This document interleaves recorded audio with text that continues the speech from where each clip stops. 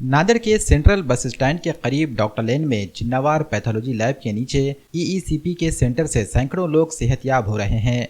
सेहतयाब होने वाले मरीजों ने डॉक्टर धर्म अधिकारी की गुलपूछी की। हबीबा कॉलोनी के मोहम्मद नाजिम को दिल का दौरा पड़ा था, जिससे इनकी हालत खराब हो गई थी, लेकिन डॉक्टर विलास धर्म अधिकारी ने तमाम टेस्ट कराने के बाद इनका इलाज शुरू किया, जिसके बाद अब इनकी हालत बेहतर हो गई है।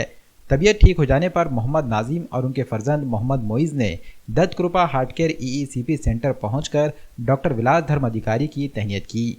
देगलूनाका इलाके के ही तुराब नगर में रहने वाले सैयद मुजीब सैयद मुख्तार को भी दिल का दौरा पड़ा था, जबकि चलते वक्त इन्हें दम चढ़ने की शिकायत भी दरपेश थी। इन्होंने डॉक्टर विलास धर्म अधिकारी से रुजू किया। अब इनकी हालत में भी काफ़ी सुधार आ गया है।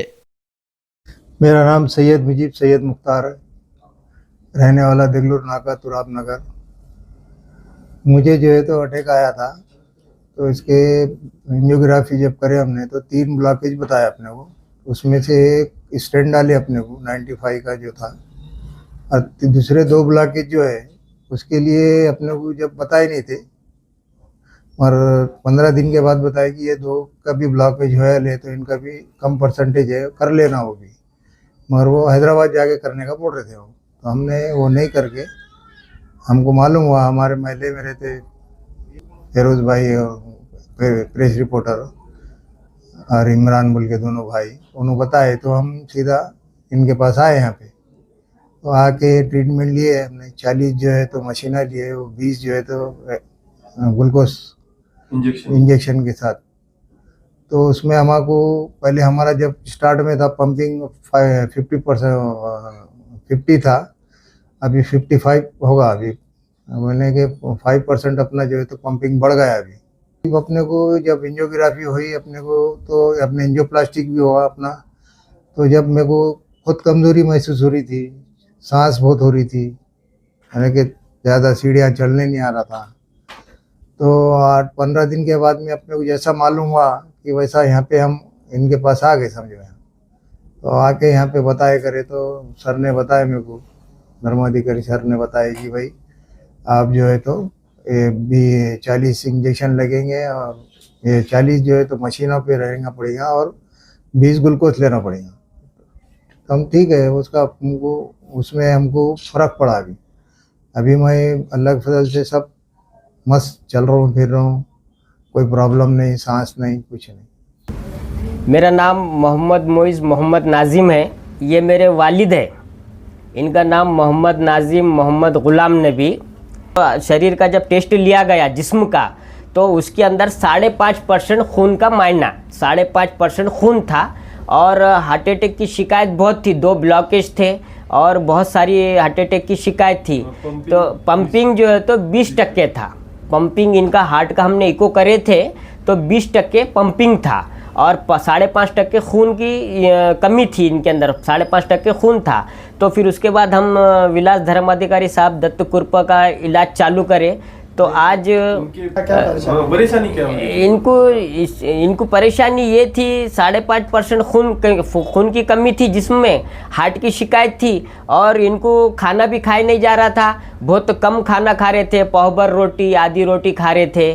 फिर उसके बाद जो है तो चलने नहीं आ रहा था, कमज़ोरी थी जिस्म में, हड्डियों के अंदर कैल्शियम था, कैल्शियम कम हो गया था, और जो है तो जिस्म का पानी भरना चालू था पेट के अंदर, पंपिंग कम होने की वजह से।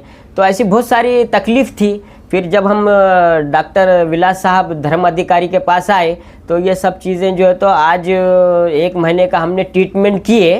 तो आज अल्हम्दुलिल्लाह आज मेरे वालिद की तबीयत बहुत अच्छी है।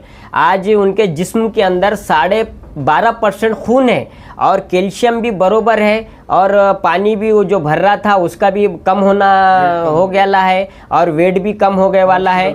और पंपिंग का मैंने इको कराया, इको कराने के बाद जो पहले 20% पंपिंग थी, आज अल्हम्दुलिल्लाह उनकी पंपिंग जो है तो 30 से 35% है।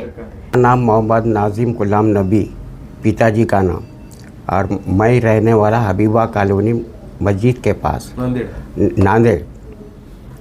और मेरी तबीयत इतनी गल गई थी और मैं इतना कमज़ोर था कि जिस वक्त मैं साहब के पास आया तो चलने के वास्ते डर लग रहा था मुझे।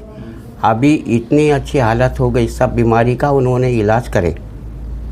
अभी अच्छा है खाना अभी अच्छा खाना 3 टेप, चलने फिरने भी हाँ चलने फिरने आता हूँ। महाराष्ट्रातले काय तर इंडियामधले one of the famous cardiologist doctor Ramakant Panda sir यांनी नुकतंच त्यांच्या एका इंटरव्ह्यूमध्ये सांगितलेलं आहे की जे काही हार्टचे ब्लॉकेजेसचे पेशंट आहेत त्या सर्व हार्टच्या ब्लॉकेजेसच्या पेशंटपैकी फक्त 20% लोकांना एन्जिओप्लास्टी किंवा बायपासची गरज पडते, तर 80% लोकांना एन्जिओप्लास्टी बायपासची गरज पडत नाही. त्यांना फक्त डाएट लाईफस्टाईल मॉडिफिकेशननी ते आपल्या ब्लॉकेजेसवर म्हणा आपल्या हार्टवर याच्यावर मात करू शकतात.